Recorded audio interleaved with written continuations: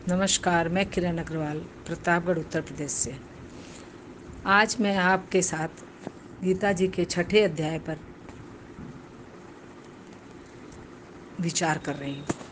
6ठा अध्याय में श्री कृष्ण जी ने बताया है कि यह ध्यान योग है।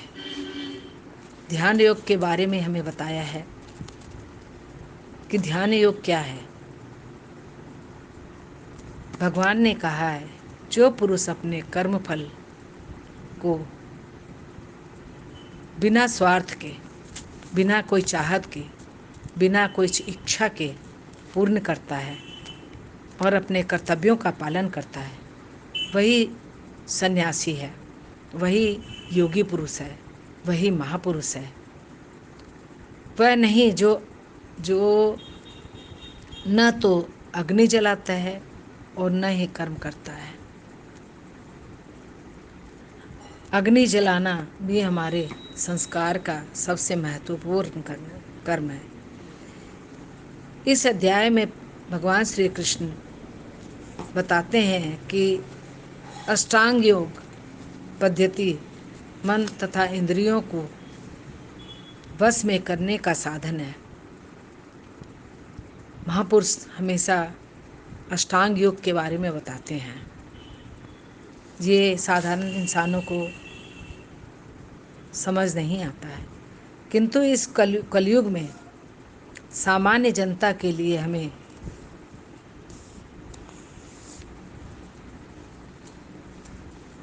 एक प्रकार से साधारण रूप से संपन्न कर पाना अत्यधिक कठिन है, बहुत ही कठिन है।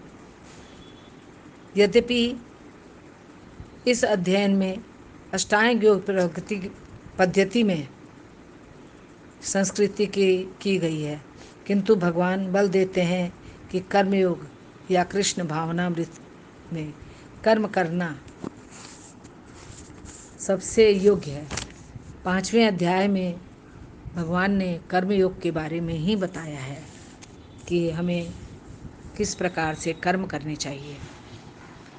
संसार में प्रत्येक व्यक्ति अपने परिवार का पालन करता है तथा अपनी ज़रूरत के सारे सामान एकत्रित करते हैं, किंतु कोई भी मनुष्य बिना किसी स्वार्थ, बिना किसी व्यक्तिगत तृप्ति के, चाहे वह तृप्ति आध्यात्म की हो या व्यापार की हो या कर्म की हो, वह उसमें स्वार्थ में लिप्त रहता है। वह निस्वार्थ होकर कोई भी कार्य नहीं करता है। जो पुरुष निस्वार्थ होकर